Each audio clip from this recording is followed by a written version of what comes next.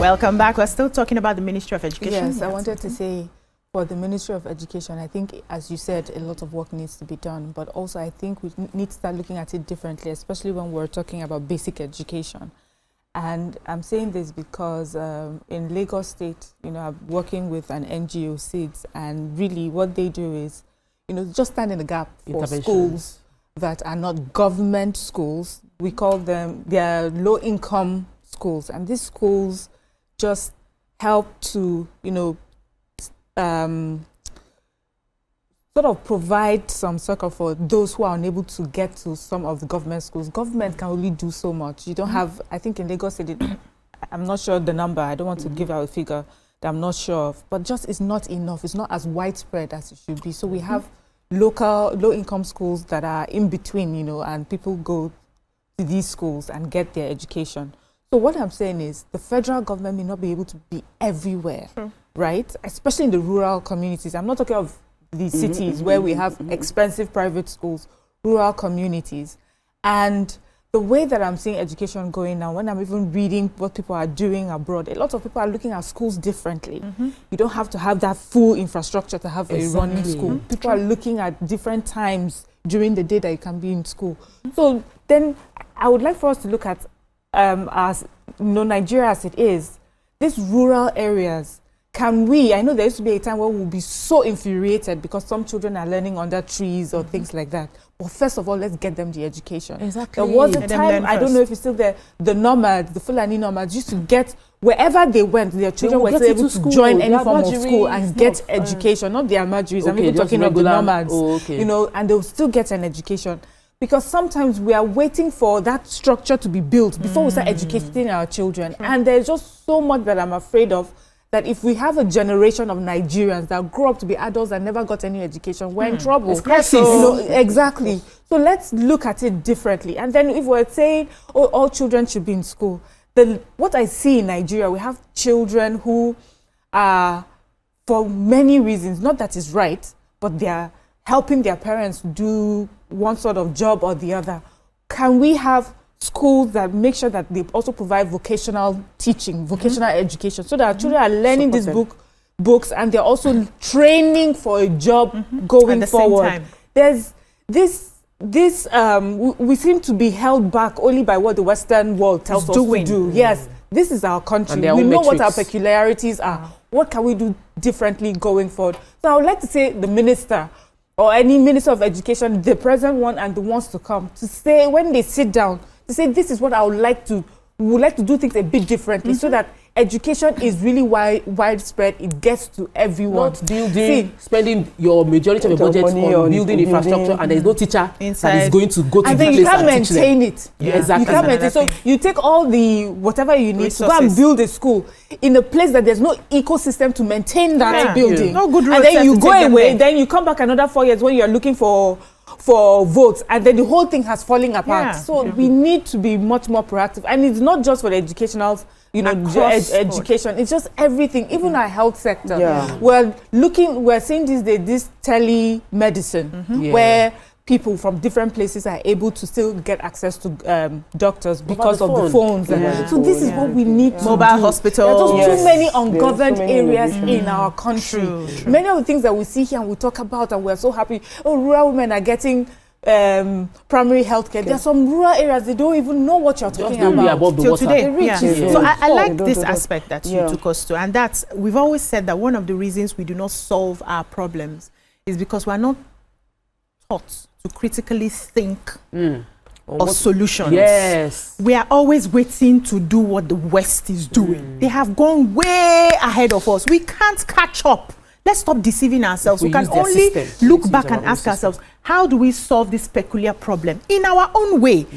We used to, growing up, used to have evening schools. Yes. For people who, they maybe in the morning, they have to help their mothers do some trading, some akara selling and everything. And in the afternoon to evening, they go for their classes. And that's okay. As long as they're able to be prepared to write their examinations. Why don't we have that? We disenfranchise those people because they can't make it in the morning. It's because in different places. Now also, the governors are very lazy when it comes to education, because why they do that is their own words are not schooling in our schools, so they are not feeling what we feel. They are what have opportunity to go to the best of schools outside the country. So they are not looking down. SUBEB was created to be able to get funds for primary education. Right now, many governments, I think the last report we read about it, many governments are not able to, because SUBEB has said, we'll give you so and so amount of money when you bring so and so. I think, is it 50% or what the ratio? Many states are not even looking to even raise funds to be able to meet up and collect what SUBEB is giving for free. Yeah. That's free money that would help your educational system in your state. They are not cashing in on it. After all, their kids and their wards, like I said, there are not few here. areas that so are crucial. Can I add something? Can I add something? Like in the north, you know, we have education is our major problem to a large extent and everything. Can we now be learning? We must not learn in English. Can we learn in our own native language? That's another one. Yeah, exactly. So in our own native language, instead of telling them to go to school, because most of my people, they are really discouraged because they have to go and learn English. Again. But if you are now communicating to them in the language that they understand, I think there will be more people who will go to school than, because I hear you, but a lot of people. Let me take a call, then I come to you. We have Wale on the line. Good morning, Wale. Good morning. Good morning, sir. We can hear you.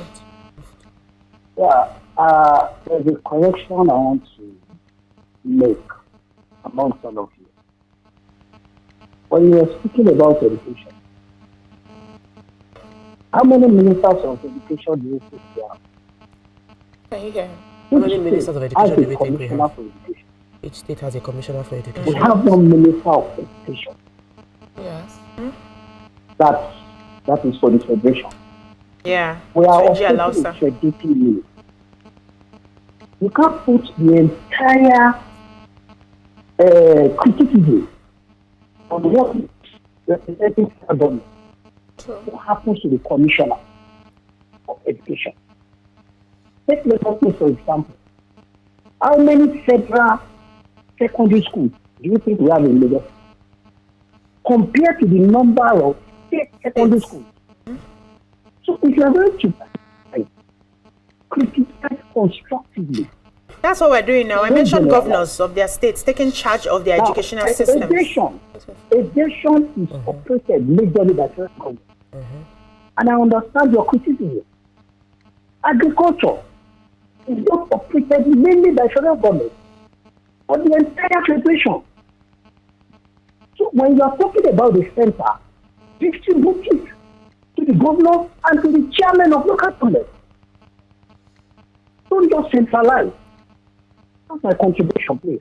Thank you, Mr. Wale. Yes. We did not listen completely because we just mentioned SUBEB and the states. Yes. So we've covered and governors. Yes. But it's also important, just also for conversation's sake, you know, we believe really that, you know, sometimes we should focus on the states and the local government. But today it just happened that we're talking about ministers. And even though, yes, the minister is one person, he works with the commissioners as well. Yes. You know, so is there a federal government policy that has been put in place that the commissioners are refusing to push? So that's another thing, yes. So we know that they work hand in hand. And if there are things that they are not doing in the state, I know that at the federal level, they have like oversight to see what is happening in the states and also bring them. Everybody will be held. In fact, when something happens, they come to the house, they will hold the father.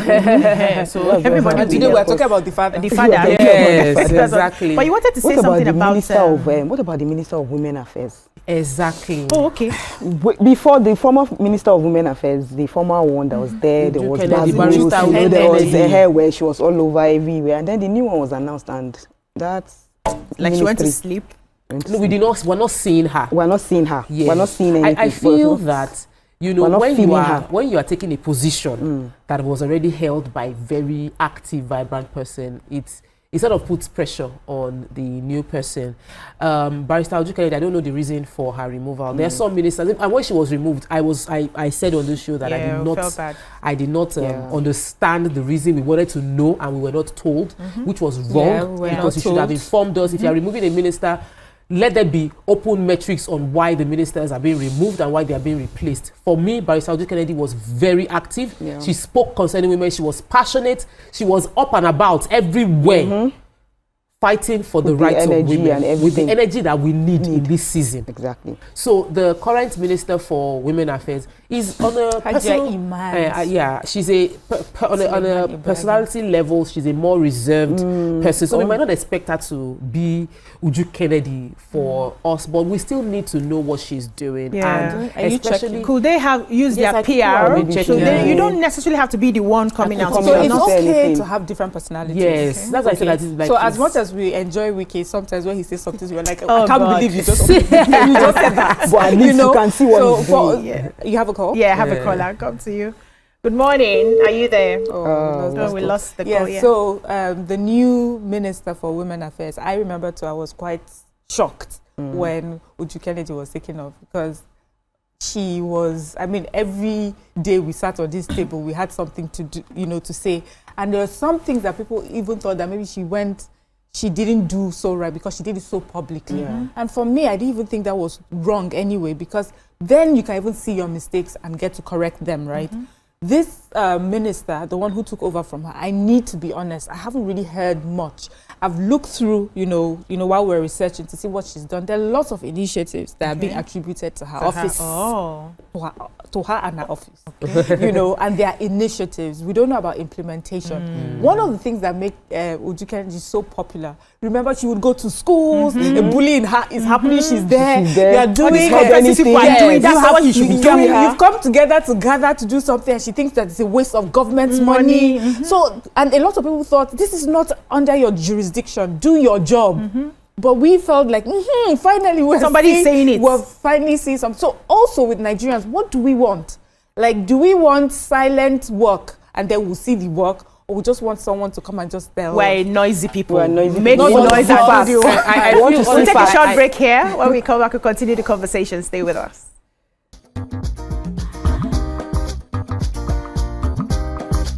Stay tuned. Your View will be right back.